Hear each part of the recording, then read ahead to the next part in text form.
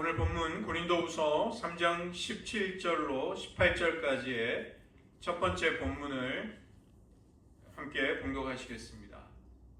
주는 영이시니 주의 영이 계신 곳에는 자유가 있느니라.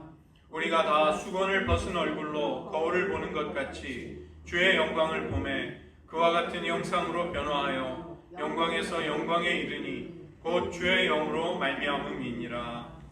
두 번째 본문입니다. 사도행전 17장 27절로 28절입니다. 이는 사람으로 혹 하나님을 더듬어 찾아 발견하게 하려 하심이로되 그는 우리 각 사람에게서 멀리 계시지 아니하도다. 우리가 그를 힘입어 살며 기동하며 존재하느니라. 너희 시인 중 어떤 사람의 말과 같이 우리가 그의 소생이라 하니. 세 번째 본문입니다. 시편 139편 23절로 24절입니다. 하나님이여 나를 살피사 내 마음을 아시며 나를 시험하사 내 뜻을 아옵소서. 내게 무슨 악한 행위가 있나 보시고 나를 영원한 길로 인도하소서. 아멘. 기도하시겠습니다. 하나님, 저희들 분주하게 무언가를 성취하며 뛰어다니기보다 먼저 잠잠히 주님의 사랑 안에 머물러 안식하고 그 사랑의 주님을 고요히 고독과 침묵 속에 응시할 때 우리를 깊이 만나주시는 그 하나님을 체험케 하시고 우리의 교제와 순종이 변화되는 인격과 성품 속에서 진정한 것이 될 수 있도록 주님과의 사랑의 관계를 어떻게 가꾸어 나아갈지 저희들 평생에 걸쳐서 그 귀한 비밀을, 그 기쁨을 알아가게 도와주시옵소서. 모든 말씀 예수님의 이름으로 기도드립니다. 아멘.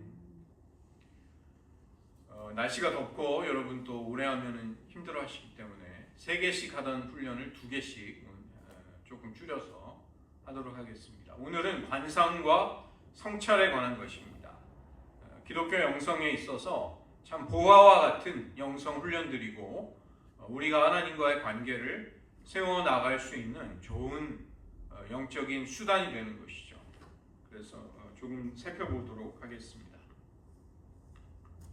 장면을 넘겨주십시오. 누군가가 우리를 도우려고 할 때, 아니면 우리에게 어떤 호의를 베풀려고 할 때, 우리와 친근한 관계를 맺으려고 할 때, 저 사람이, 저 상대가 나에게 그런 마음을 가지고 있구나, 이걸 알아차리는 것, 인식하는 것, 이것은 관계가 발전하고 깊어지기 위한 빼놓을 수 없는 부분이죠. 저 사람이 나를 향해 선의를 가지고 있다, 호의를 가지고 있다, 나에게 은혜를 베풀려고 한다, 나에게 좋은 것을 주려고 한다. 우리가 만약에 그걸 느끼지 못한다면 그 사람이 그런 좋은 것을 우리와 주고 싶고 그런 관계를 맺고 싶어도 그 관계는 잘 진전이 되지 않는 것입니다. 우리는 해야 할 수많은 일들, 우리에게 닥쳐있는 일들, 눈을 뜨면 출근해야죠. 애들 라이드하고 얼마나 바쁘게 사셨습니까? 이민자로 먹고 살기 위해서 살아야 하고, 우리 내면을 돌아보고 성찰을 한다든가 관상 같은 침묵의 기도, 이런 거가 우리에게는 익숙하지 않았어요. 많은 사람들이 우리들의 시야에 잘 들어오지 않습니다. 우리가 꼭 무관심해서라기보다 우리가 쫓기듯이 내몰리듯이 그런 삶을 살아오다 보니까 정말 우리에게 중요하고 사랑을 기울여야 할 사람들조차 자칫하면 간과하는 삶. 나는 열심히 살았다. 나는 최선을 다해 살았다. 그런데 우리의 주변에 우리의 가까운 사람들, 내가 사랑과 친밀함을 나누어주고 그것을 공급해 주어야 할 사람들이 탄식을 하거나 고통을 당하거나 이런 일이 생기는 것이죠. 저도 부끄럽지만 아내가 맨날 외롭다, 사랑이 부족하다, 이제 이런 말을 하는데 저도 이제 그런 것에서 비난해서 자유롭지 못합니다. 우리가 다른 사람을 위해 열린 마음을 가지고 함께 있어준다, 이게 절대 그냥 되지 않습니다. 그것은 목적과 열망이 있어야 됩니다. 내가 왜 그렇게 해야 하는가? 그리고 내가 기꺼이 그렇게 하고자 하는 마음, 이런 것이 있지 않고는 인간관계가 저절로 좋아지기란 어렵습니다.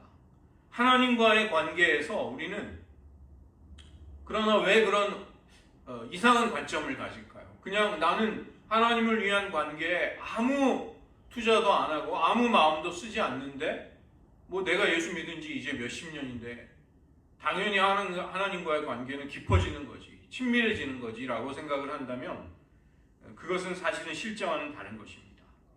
하나님이 우리에게 가까이 오시고 임재하실 때 그것을 깨닫고 인식하고 알아차리는 것, 그것은 우리의 영적인 여정에 굉장히 큰 중요성을 가지게 됩니다. 내가 그걸 느끼는 사람은 하나님이 나에게 뭔가 말씀하시려나 보다, 뭔가 하실 일이 있으신가 보다, 아니면 하나님이 내가 하려는 이걸 왜 막으실까, 왜 기뻐하지 않으실까, 이런 거에 대한 교감이 없는 사람, 민감할 수가 없는 것이죠. 영적인 민감성이 우리가 인식하지도 못하고 관심도 기울이지 않는 대상을 향해 우리 자신을 열 수는 없는 것입니다. 당연히 그런 것이죠. 그래서 영성을 훈련한다는 것, 경건을 실천한다는 것은 우리의 삶, 그리고 우리의 삶 가운데 일어나는 하나님의 일하심에 대해서 우리가 더 마음을 열고자 함입니다. 우리의 영적인 그 안테나와 그 감각이 더 민감해지기를 원해서 그런 하나님의 일하심에 우리가 주의를 기울일 수 있는 사람이 되고자 하는 것이죠. 우리가 이런 영성훈련을 해보면 우리 자신에 관한 진실에 또 다른 문이 열리게 됩니다. 진실에 관한 문이 하나 열리면 잇따라서 연이어서 또 다른 진실이 열리게 돼요. 진실의 세계가. 그건 그럴 수밖에 없는 것입니다. 우리가 나의 진실됨을 가지고 하나님 앞에 나 자신을 아뢰면 아뢰일수록 하나님과 우리의 관계는 더 풍성해지고 더 발전하게 됩니다. 왜냐하면 내가 가장 진실된 나를 가지고 하나님 앞에 나아갈 때 하나님은 기뻐하시는 것이죠. 그래서 이런 훈련들은 하나님 앞에 우리 자신을 열기 위한 훈련입니다. 큰 카테고리로 본다면 성찰, 묵상, 영적인 저널링을 한다든가 침묵 기도를 해본다든가 묵상 같은 거, 이것은 우리의 삶 가운데 하나님을 모실 수 있는 공간을 만드는 것입니다. 그리고 성령이 어떻게 역사하시고 일하시고 나에게 어떠한 지시를 내리시는지 그거에 대해서 그걸 느낄 수 있는 훈련이 되는 것이죠. 하나님께 내가 어떻게 용납을 받고 받아들여지고 조건이 없이 사랑을 받고 있는가, 이걸 깨달을 수 있게 되는 것입니다. 그렇게 되면 될수록 우리는 진정한 예배로 나아갈 수 있는 것이죠. C.S. 루이스에게 가장 큰 영향을 미친 영국의 문학가이자 문학 비평가가 G.K. 체스터톤이라는 분이 있습니다. 요즘 한국에서도 조금씩 번역이 되고 있는 것 같아요. 근데 이분이 했던 촌철살인의 말이 있는데, 망상 중에서도 가장 큰 망상은 친숙하다는 망상이다. 나 저 사람 잘 알아. 나를 얼마나 잘 배려해 주는데. 근데 알고 봤더니 잘 안다는 사람, 내가 마음을 주고 신뢰할 수 있다는 사람이 뒤통수를 칩니다. 목회를 해보면 목회자들은 아마 안 그런 분은 없을 것 같아요. 다 그 기대와 신뢰를 무너뜨리는 사람을 만납니다. 목회의 여정 속에서. 여러분의 인생 속에서도 사실은 그럴 것 같아요. 우리는 하나님과 굉장히 나 하나님과 친밀하고 좋은 관계를 나름 잘 누리고 있는 사람인데, 하나님도 그렇게 여기실까요? 하나님도 우리가 그렇게 하나님을 가까이 하고 있다고 느끼시고 그런 우리를 평가해 주실까요? 그건 다를 수 있다는 것입니다. 우리는 많은 것을 성취해내고 이루기 위해서 안달을 하고 몸부림치고 더 많이 행동하고 일찍 일어나고 수고를 합니다. 많은 사람과 관계를 맺으면 선택권이 커지게 되고 그게 나에게 더 유익이 될 거라는 생각을 하죠. 삶의 속도를 늦추라, 너의 선택을 내려놓으라, 이러한 것들 굉장히 못마땅해 하고 이 시대가 환영하지 않는 쪽의 방향성입니다. 우리의 스케줄은 꽉 차 있고 일정은 일정대로 다 수행해야 하고 무언가를 투자했다면 적어도 손해는 보지 말아야 합니다. 거기에서 그만큼의 것은 거두어야 하는 것이죠. 관상이나 성찰 같은 주제라는 것은 오늘날 끊임없이 성취해내고 너 자신을 증명하라는 그 출렁이는 바다, 거기에 자기 정체성에 덫을 내리고 있는 사람들이 듣기에는 그거 무슨 쓰잘데기 없는 소리냐, 얼마나 비효율적이고 비생산적이고 수고스러운 것이냐. 그러나 그렇지 않습니다. 우리가 하나님 앞에 머물러 잠잠히 그분을 앙망하고 그 사랑을 사모하는 시간은 우리의 인생을 열어주는 것입니다. 경험을 통해서만 무언가를 얻는 것은 아니죠. 우리가 미친 듯이 달려갈지라도 우리가 경험을 싹 날려버릴 수 있습니다. 우리 일생 수고한 것이 순식간에 아무것도 아닌 것이 될 수도 있는 것입니다. 우리가 이 관상을 통해서 하나님 앞에 머무르기 시작할 때 우리의 삶 가운데 무엇이 일어나건 간에 살아있는 심장을 가지고 그 순간을 진실 그대로 경험하라, 맞이하라. 이러한 초청이 우리를 향해 들려오게 되는 것이죠. 어떤 사람이나 사건을 분석하라는 것이 아닙니다. 집요하게 파헤치라는 것이 아닙니다. 도리어 믿음과 소망과 사랑에 대해서 진정으로 한번 집중해 보아라. 너의 마음을 거기에 한번 두어 보아라. 관상은 우리에게 그것을 촉구하는 것입니다. 우리의 인생의 날들과 한 해 한 해 보내는 연수 가운데 얽혀있는 삶의 의미들, 또 하나님의 삼위일체의 생명 가운데 우리가 해가 지날수록 더 깊이 뿌리 내리는 경험들, 시간이 그냥 지난다고 우리의 신앙이 저절로 성숙해지지는 않는 것이죠. 그러면 어떻게 성숙을 향해 나아갈 수 있을까? 모든 경험이 눈에 보이는 것 이상의 의미가 있습니다. 우리는 그걸 살아오면 알게 되죠. 제가 지난번에도 소개해드렸는데 우리가 부름을 받았든 못 받았든 하나님이 우리를 부르셨든 안 부르셨든 하나님은 거기 임재하시고 현존하신다. 관상은 막상 그 자리에 가보면, 관상이나 침묵기도 같은 것을 해보면 하나님은 언제나 계셨어요. 근데 그분 앞에 내가 이제야 조금 정신을 차리고 하나님께 나아가려고 하는구나. 하나님을 사모하고 사랑하려는 마음이 좀 그래도 제정신을 차리고 하나님 앞에 나아왔구나. 이것을 자각하게 됩니다. 관상을 하게 되면 보이지 않는 세상을 보게 되는 일에 우리의 마음이 민감해지고 또 활짝 열리게 되는 것이죠. 하나님이 주시는 상징들, 어떤 징조와 작은 일들 속에서도 하나님이 하시려는 일을 탐구해 나가는 기쁨이 생기는 것입니다. 시간 속에 있지만 영혼과 잇대어 있는 것들이 무엇인가? 평범한 것들 속에 이 세상을 초월해서 하나님 앞에서조차 의미를 가지는 것들이 무엇일까? 그것들이 이제 조금씩 더 다가오는 것이죠. 민감해지는 것이죠. 그래서 관상을 한다는 것은 현실을 도피하는 것이 아닙니다. 도리어 현실 속으로, 진실 속으로 들어갈 수 있는 길이 됩니다. 미국의 선지자라는 별명을 가진 에이든 윌슨 토저라는 목사님이 있는데 그분이 그런 이야기를 했습니다. 역사적으로 서양은 행함을 중요하게 여기고 동양은 존재를 최고로 강조하는 경향이 있었다. 만약에 인간의 본성이 완전했다면 존재와 행함 사이에는 아무런 모순이 없이 그 두 개가 일치했을 것이다. 타락하지 않은 인간이라면 이리저리 생각해보지 않고 그냥 내면에서 우러나는 대로 행동하면 될 것이다.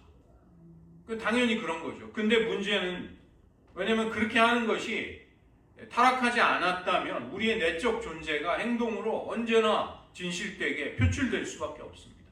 그런데 우리의 현실은 아닌 것이죠. 왜냐하면 우리의 존재와 행함은 지금 모순을 일으키고 분열되어 있습니다. 우리는 죄악으로 인해 자기 분열에 빠진 사람이 된 것이죠. 그러나 사회는 존재에 대해서 그렇게 귀하게 여기지 않습니다. 보상을, 내가 어떤 존재됨을 지키고 있다고 해서 칭찬해주거나 보상해주지 않습니다. 그러나 행함에 대해서는 민감하죠. 네가 뭘 행했냐? 그러나 생각해 보십시오. 결국 우리의 행함이 끝날 때가 옵니다. 우리의 소명, 우리가 어떻게 살았든 간에 우리가 경험하는 것도 언젠가 종말에 이르게 됩니다. 그러나 우리는 우리의 존재됨을 가지고 하나님 앞에 서게 될 것입니다. 존재는 끝나지 않습니다. 나는 스스로 있는 자 아니라 에흐에 아슈얼 에흐에 진정한 I am, 그게 하나님으로부터 비롯된 것이죠.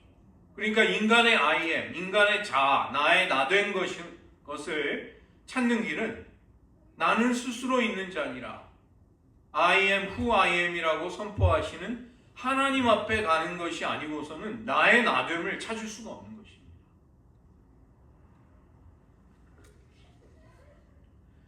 그런데 우리가 관상기도와 같이 하나님의 사랑 안에, 임재 안에 머물려고 하는 훈련들은 그런 하나님과의 친밀감, 그리고 다른 이들과의, 다른 인격과의 친밀함을 키워가는 길이 되는 것이죠. 믿음과 소망과 사랑을 품고 하나님과 이웃, 창조의 질서, 그리고 나 자신에 대해서 진정한 깨달음에, 경험에 이르도록 도와주는 것입니다.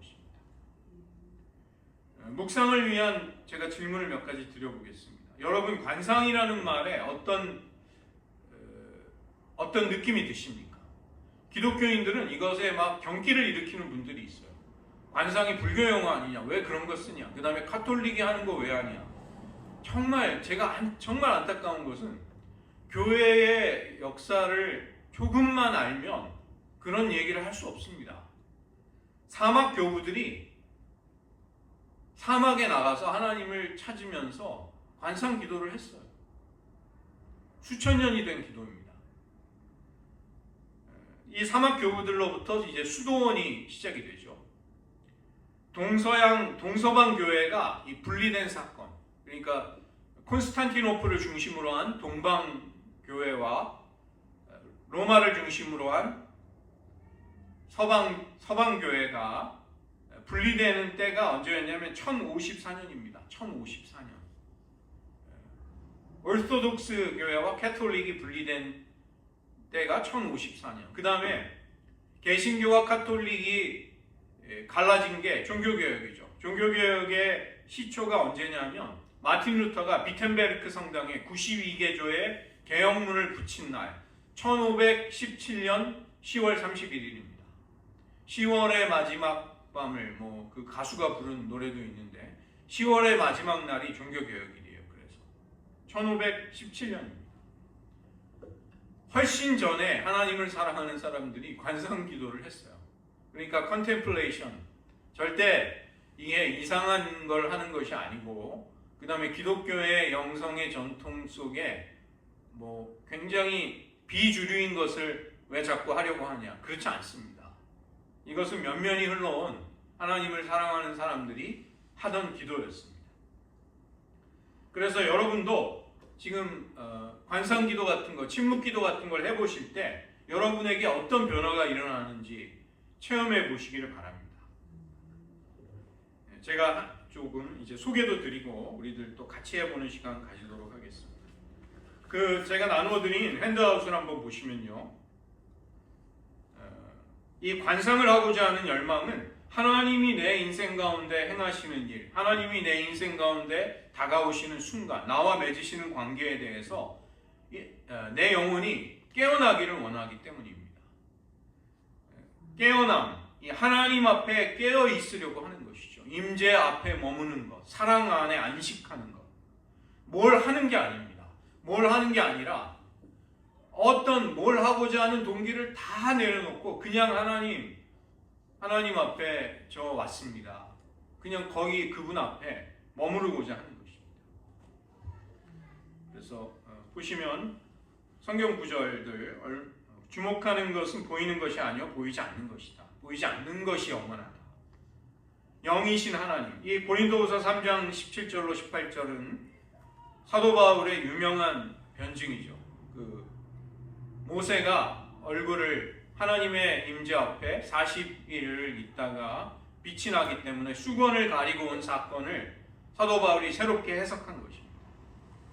사도 바울이 해석에 따르면 모세가 왜 얼굴을 가렸는가? 모세의 얼굴에 빛나는 영광은 불완전한 것이었기 때문이다. 그러면 진정한 영광은 무엇인가? 주님의 얼굴을 바라볼 때 주님과 같은 형상으로 변화되는 그 영광의 빛이다. 하나님은 그 빛을 우리에게 비추신다. 성령이 그런 자유를 우리에게 가져다 주신다. 성령을 통해 주의 영광을 보매 그와 같은 형상으로 변화하여 영광에서 영광에 이르니 주의 영으로 말미암음이라. 성령이 이런 변화를 일으키신다. 그 다음에 사도행전 17장 저희 본문은 사도 바울의 아레오바고 설교, 그 아테네, 아덴 철학의 도시에 가서 아레오바고 언덕에서 종교성은 많지만 하나님을 발견하지 못한 사람들에게 했던 사도 바울의 유명한 설교입니다. 사람들이 하나님을 더듬어 찾으려고 한다. 심지어 이름을 알지 못하는 신에게까지 제단을 쌓고 있는 모습을 보는 거죠. 너희 안에 종교성이 많구나. 내가 너희들이 찾고자 하는 그 참된 신이 누구인지를 알려주기를 원한다. 그분은 우리에게서 멀리 계시지 않다. 우리는 그분을 힘입어 살고 기동하고, 기동한다는 것은 움직인다는 거죠. 행동한다. 존재한다. 그분을 힘입어 살고 live, move, exist. 존재한다. 우리는 그분의 소생이다. 너희들의 심지어 시인들조차 우리가 하나님의 소생이라고 하지 않았느냐. 그래서 여러분 관상을 한번 실천해 보십시오.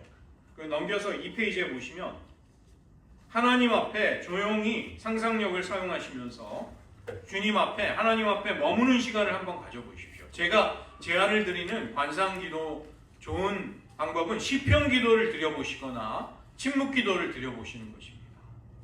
시간을 정해놓고 침묵 속에 들어가 보거나 아니면 하루에 시편 한 편씩을 한번 기도해 보세요.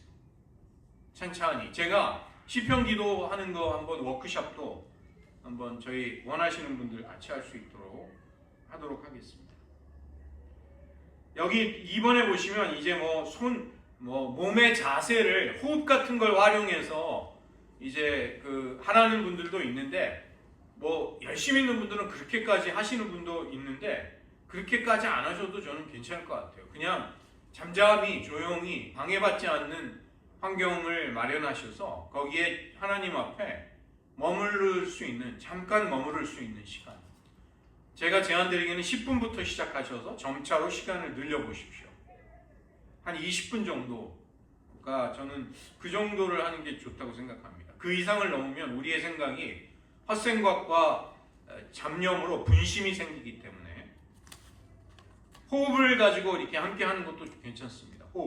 호흡을 이용해서 들숨과 날숨을 함께 사용하시면서 기도하시는 것도 괜찮고요. 그 다음에 산책을 하면서도 하나님과의 임재를 나누는, 교제를 나누는 시간으로서 활용하실 수 있습니다.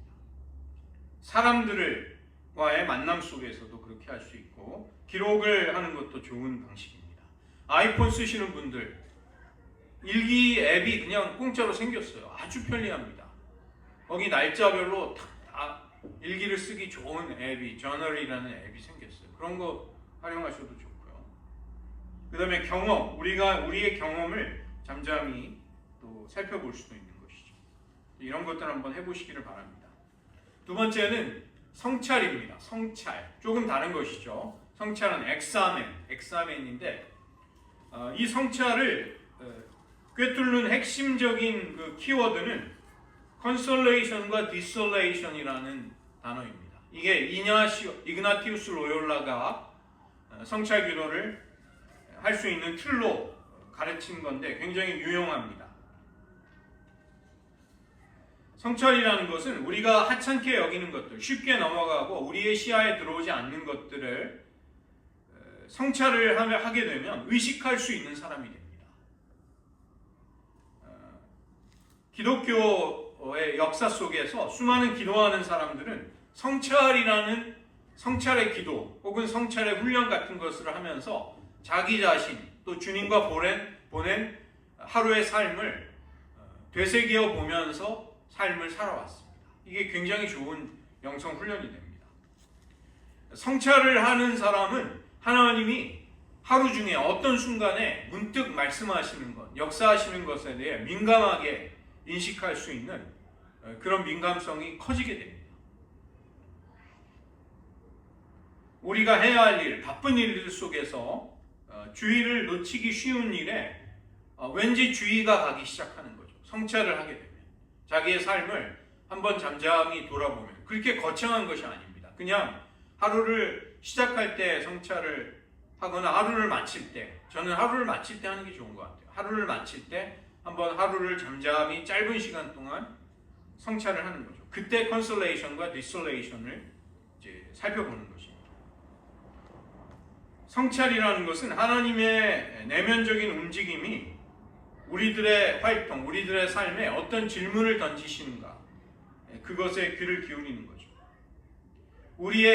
우리가 체험하는 여러 가지 사건들이 있지 않습니까? 뭐 갑자기 어떤 일이 생길 수도 있고, 누가 찾아올 수도 있고, 내 몸에 어떤 갑작스러운 반응이나 상태가 생길 수도 있고, 해묵은 감정이 올라올 수도 있고, 이러한 것을 성찰할 때 한번 잠깐 떠올려 보면서 그걸 하나님께 좀 아뢰고 하나님께 가지고 나아가는 것이죠. 뭘 해답을 얻지 않아도 괜찮습니다. 불면증, 또 우리의 날카로운 신경, 그 다음에 인간관계의 고통, 두려움, 이러한 것들을 통해서도 하나님을 더 깊이 의지할 수 있는 그런 훈련들을 해나갈 수 있는 것이죠. 우리가 성찰을 가만히 해보면 우리에게 죽음과 생명을 가져다 주는 것들에 대해 알아차리게 됩니다. 어떤 것이 나를 억압하고 내 생명을 짓누르는가, 어떤 것이 내 생명을 북돋워주고 나를 활기차게 만드는가. 왜냐하면 컨솔레이션의 순간과 디솔레이션의 순간을 우리가 찾아보기 때문에 그런 거예요. 우리가 심지어는 회의를 하고 바쁜 직업상의 일들을 감당하고 식사를 하고 사람들과 대화를 하는 가운데에도 이 성찰의 정신이 길러질 수 있습니다. 내가 주님과 함께 하루하루를 차분히 반성해보고 또 되짚어보고, 내가 하나님 그때 왜 저에게 영적인 기쁨과 충만함이 왜 왔을까요? 그때. 그 다음에 제가 왜 그때 영적인 억압과 쓸쓸함과 고독과 환멸과 고통이 느껴졌을까요? 왜 침체가 확 제 마음을 덮쳤을까요? 이런 것들을 떠올려보고 주님 앞에 좀 여쭤보고 잠깐 기도하는 것입니다. 성찰의 질문 속에 바로 이 컨솔레이션과 디솔레이션이라는 두 가지, 그러니까 이게 이제 이냐시오 로욜라가 이 용어를 쓴 것입니다. 위로와 황폐함이라는 뜻인데 그 단어의 뜻이 중요한 게 아니라 이분이 이것을 영성훈련의 맥락 속에서 사용한 거죠. 하나님의 임재 속에 들어가서 성령의 열매가 맺어지는 순간이 컨솔레이션이고, 영적인 억압과 부정적인 하나님과의 단절과 하나님으로부터 마음이 떠난다거나 내가 죄를 짓는다거나 침체가 왔다거나 이런 것이 디솔레이션입니다. 부정적인 경험들. 그래서 질문을 해볼 수 있는 것들이 있습니다. 제가 나눠드린 핸드아웃에 한번 펴보세요. 몇 페이지냐면 4페이지의 실천 내용. 성찰을 할 때 이 질문이 여러 개 있는 것 같지만 이 질문의 주제는 가장 긍정적인 경험과 가장 부정적인 경험, 컨솔레이션과 디솔레이션을 살펴보는 것입니다. 그 두 가지의 측면으로 돼 있어요. 질문들이. 내가 오늘 가장 감사한 때가 언제였는가? 가장 감사하지 않는 때, 감사가 도저히 나올 수 없는 때가 언제였는가? 내가 언제 가나? 오늘 언제 가장 많은 사랑을 받고 또 줄 수 있었는가? 언제 미움에 휩싸였는가? 언제 풍성한 생명을 누렸는가? 어느 때 그 생명이 정말 빈약해지고 위협을 받고 질식되었는가? 언제 하나님과 깊이 연결되고 혹은 다른 사람과 진정한 나와 깊이 연결되어 있는 때가 언제였던가? 또 그런 분리를 내가 언제 날카롭게 느꼈는가? 성령의 열매가 맺어졌던 때가 언제였는가? 아니면 성령의 열매가 정말 없어서 부끄러운 때가 언제였는가? 쓸쓸함, 황폐함, 그런 적막함을, 메마름을 느꼈을 때가 언제였는가? 내 영혼에 위로와 기쁨이 왔을 때가 언제였는가? 이게 이제 이 결정적인 두 상반된 때를 한번 하루에 여러 시간을 많은 일들을 겪었어도 이 질문을 해보라는 것입니다. 반드시 대답이 있어야 된다는 거가 아니라 내 삶이 어떠하냐에 따라 이것에 대해 내가 성찰을 할 수 있는 것이 올 때가 있는 거죠. 그러면 그때는 이제 깊이 있는 성찰이 시작이 되는 것입니다.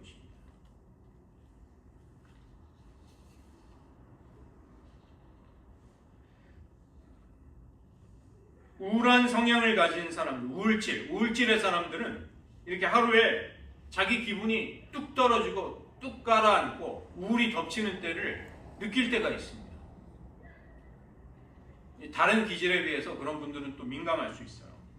그런가 하면, 그러나 이 성찰을 훈련하면 반대로 그런 우울질의 사람들은 성령이 주시는 신호에 대해서 또 민감한 사람이 됩니다.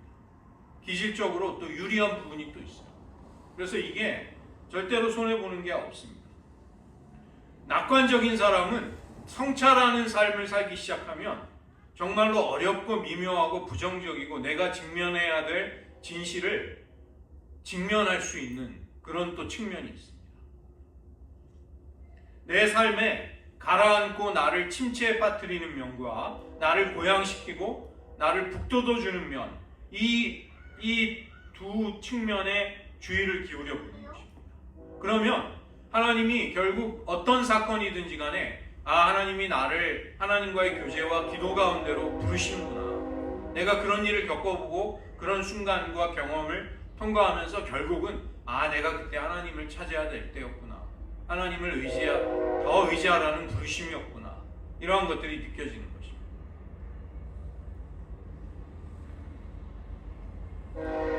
그래서 그런 성령의 임재, 성령의 움직임, 바람과 같은, 푸뉴마와 같은 바람이 어디서부터 와서 어디로 가는지 모른다. 그런데 바람이 불면 우리가 느끼잖아요. 성령의 바람에 대한 날카로운 인식을 가질 수 있게 돼요. 관상이라든가 성찰같이 우리 내면을 하나님 앞에 여는 훈련들을 하게 되면 그런 것이 날카로워지게 되고 민감해지게 됩니다. 이제 저도 이제 영성 쪽으로 이제 이런 기도들을 하면서 한 가지 받은 은혜가 있어요. 거창한 간증은 아닌데, 저는 이제 설교를 하는 사람이잖아요. 근데 이런 침묵기도 같은 거, 시편기도 같은 것들을 해보니까 묵상이 아주 쉬워져요. 묵상. 성경 본문을 놓고 묵상을 하는 게 너무 쉽게 돼가지고 왜 이렇게 묵상이 잘 되지? 근데 이게 잠깐 잘 되는 게 아니라 이쪽의 기도를 제가 깊이는 못했지만 조금 하다 보니까 제가 이제 느끼는 건 뭐냐면 그냥 하나님이 주신 보너스 같은 은혜구나. 왜냐하면 하나님 그분에게로 관심과 사랑을 자꾸 기울이려고 하니까 하나님이 그래, 네가 말씀 앞에, 성경 앞에 묵상을 하려고 하는구나. 내가 거기서 풍성한 것들 내가 얼마든지 쉽게 보여주지. 저는 꼭 그런 하나님을 만나는 것 같아요. 이전보다 묵상이 너무 쉬워요. 묵상이 너무 잘 돼요. 그러니까 제가 해온 세월 때문에 또 50대가 넘어서면 이제 사람이 통합하는 힘이 생기니까 그런 영향도 분명히 있겠죠. 그런데 50대는 저는 애당초 벌써 넘었잖아요. 갑자기 이렇게 잘 될 리가 없잖아요.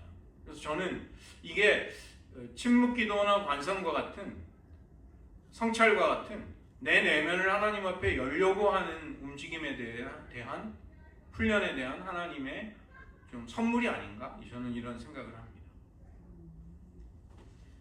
그래서 여러분, 하나님 앞에 모든 것을 제쳐두고 한번 홀로 머무는 시간을 가져보십시오. 저는 너무 이것 자체가 제일 중요한 훈련이자 예수님이 그렇게 사셨잖아요. 예수님의 공생이에요. 예수님은 무슨 일이 있어도 새벽 미명에는 하나님 아버지 앞에 가셨습니다. 단지 능력을 공급받기 위해서가 아니에요. 사랑에 이끌려서 간 거예요. 하나님 아버지와 교제하는 그 시간이 너무나도 예수님의 영혼에 달콤함과 기쁨과 활력을 공급해 주었던 거죠. 여러분, 나는 내 삶이 밋밋하다. 뭘 그렇게 돌아보라는 것이냐. 여러분 한번 최근 최근 6개월 동안 여러분의 삶에 무슨 일이 일어나는지 한번 돌아보세요. 많은 변화가, 많은 일들이 있었을 것입니다.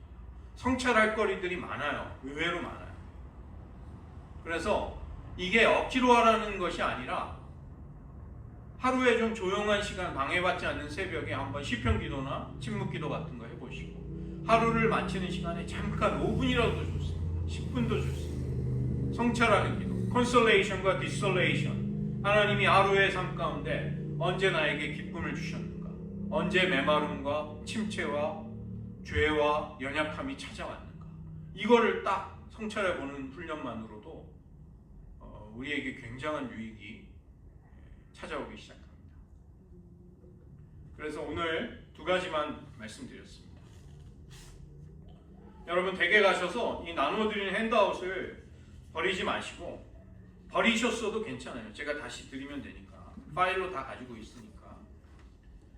요청을 받으면 제가 다 드릴 테니까 한번 5페이지 한번 보세요. 성찰을 하기 위한 훈련들, 우리가 날마다 만나는 사람들의 이름과 활동들, 이런 것들도 한번 기록해 보시고, 내가 언제 사랑을 주고받았을까, 나의 사랑과 순수한 마음이 언제 억눌렸는가, 무엇이 나를 가장 고양시키고 나를 북돋워주고 나를 활력이 넘치게 하는 일일까, 나를 깔아앉게 하는 일들이 무엇일까, 하루의 오르막과 내리막, 그 가운데 하나님이 그때 하나님이 뭐 하셨지? 하나님이 정말 나랑 함께 하셨나? 이런 걸 한번 돌아보는 것입니다. 감정의 단어의 목록들을 만들어 보라. 나 자신을 한번 표현해 보는, 내가 그때 어땠다, 정말 뚜껑이 열렸다, 정말 증오로 불타올랐다, 의외로 나는 초연했다. 제가 재미있는 얘기 하나 해드리고 싶은데, 요즘 미국의 여자 프로농구 WNBA라고, 여러분 아마 안 보실 것 같아요. 근데 저도 여자 농구를 보는 게 아니라 거기에 케이틀린 클락이라는 유명한 여자 선수가 대학 무대를 휩쓸고 미국의 역사상 가장 뛰어난 재능을 가진 여자 농구 선수예요. 나이도 젊습니다. 20대 초반밖에 되지 않아요. 근데 지금 WNBA의 프로 무대에 올라왔거든요. 전 데뷔를 해서 인디애나 피버즈라는 팀에 이제 가든데, 얼마나 괴롭힘을 당하는지, 이 선수가 너무 뛰어나니까 끔찍한 그 반칙을 합니다. 모든 그 상대편 선수들이 눈을 핥혀요. 이렇게 눈을 핥히고, 이렇게 팔꿈치를 딱 해가지고 딱 목을 딱 쳐가지고 넘어뜨리고. 근데 더 놀라운 건 심판들이 파울을 안 불어요. 이 선수가 당하는 파울에 대해서. 그러니까 일종의 담합 같은 게 생긴 거예요. 왜 저렇게 잘난 애가 우리가 가지고 있는 기득권, 우리의 명성, 명예를, 우리의 이익을 왜 제가 독점해? 왜 쟤만 영광을 받아? 그런 시기심과 암묵적인 그게 놀랍도록 퍼져 있습니다. 더 놀라운 건 뭔지 아세요? 인디애나 피버의 감독, 여자 감독인데 스테파니 화이트라고, 그 여자가 이 케이틀린 클락을 한 번도 칭찬하지 않아요. 단 한 번도. 그 라커룸에 가서 오늘 경기 어땠다 그러고 막 다른 사람은 칭찬해도 이 정작 얘가 제일 많은 어시스트와 득점을 했는데 칭찬하지 않아요. 얘를 깎아내리는 것입니다. 이 선수가 너무 힘들었는지 9월 달에 그 팀을 떠나겠다고 발표했어요. 역사상 가장 뛰어난 재능을 가진 미국 프로농구 선수. 유럽 쪽에 가겠다고 뭐 그런 얘기도 있고, 어떻게 될지는 모르겠어요. 근데 제가 이제 왜 그걸 흥미있게 보냐면, 미국에 그런 재능이 있으면 어떤 일이 일어날까요? 이 여자 선수가 나이키랑 최근에 $3,000만 그 광고 계약을 맺었습니다. 나이키 신발 신고 유니폼만 입으면 $3,000만 주는 거예요. 딱 그 계약 하나만. 그러니까 그 외에 얼마나 엄청난 그 보너스와 혜택과 영광이 그 여자 선수에게 지금 돌려질까요? 근데 그런 재능을 가진 사람에게도 업계, 그 같은 농구 업계 동료들이 얼마나 괴롭히는지, 핍박을 하는지 보면서 진짜 너무 신기하다. 인간은 너무 죄인이다. 어떻게 저럴 수가 있냐. 보면서 이제 느끼는 거죠. 인간이 저 정도 되면 인생이 진짜 뭐 날아갈 것 같은데 3천만 불을 광고 계약으로만 번다는 거가 어떤 세상일지 경험해보지 못한 저는 상상도 안 가잖아요. 근데 그러면 다 될 것 같은데 말할 수 없는 괴로움을 당하더라고요. 그런 사람조차.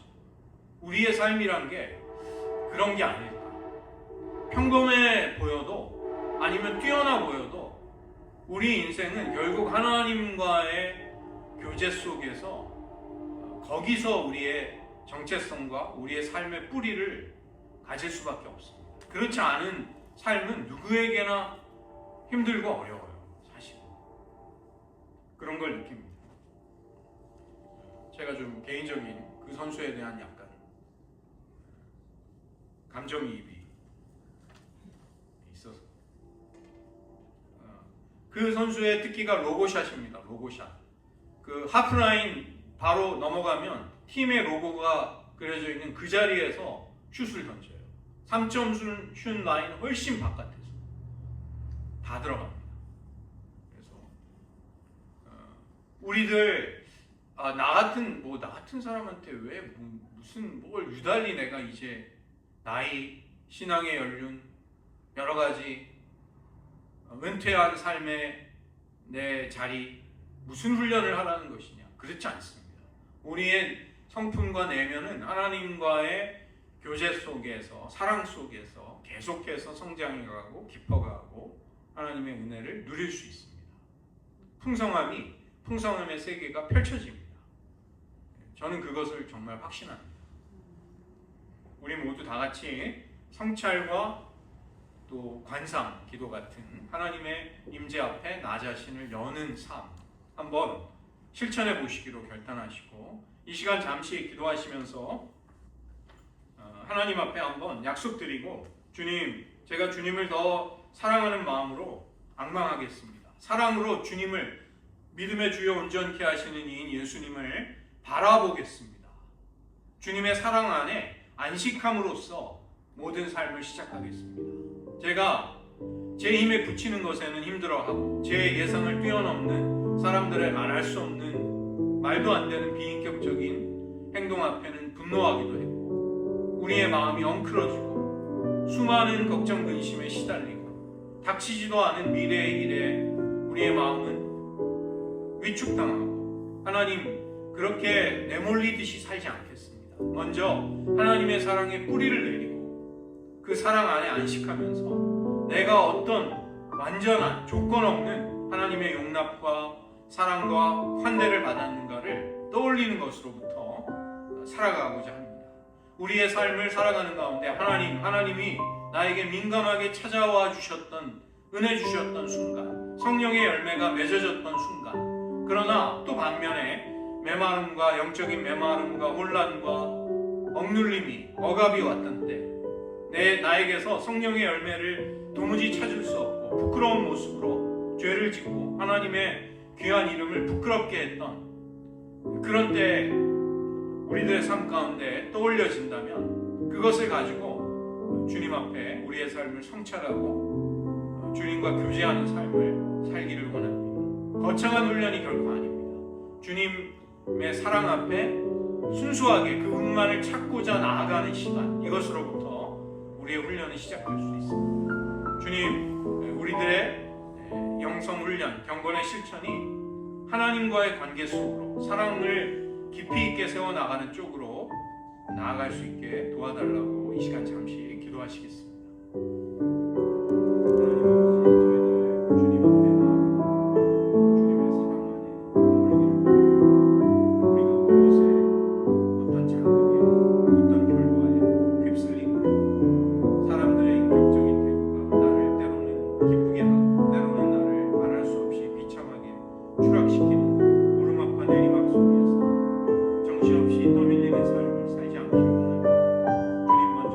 사랑 앞에 임재 앞에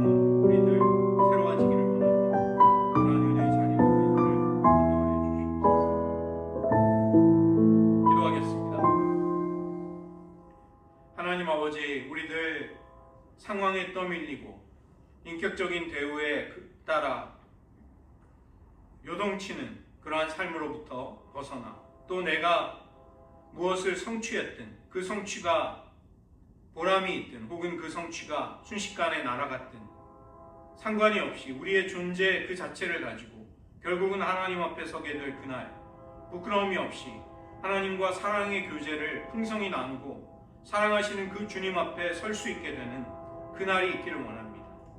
우리가 평범하게 보내는 하루하루의 일상이지만 관상과 성찰과 같은 우리의 내면을 하나님 앞에 열고 하나님의 임재 앞에 머무르는 시간들 속에 우리의 영혼이 하나님의 사랑에 깊이 뿌리 내릴 수 있게 하시고 우리가 그동안 깨닫지 못하고 무심코 지나쳐왔던 것들 속에 하나님의 음성이 들려오게 하시고 성령의 일하심이 보이는 그런 민감한 영혼을 가지고 주님과 교제하고 주님께 반응할 수 있는 삶이 되기를 원합니다.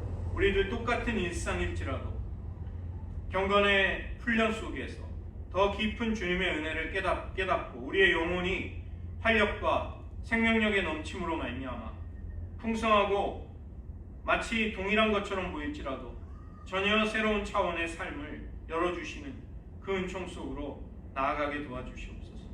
모든 말씀 예수님의 이름으로 기도드립니다.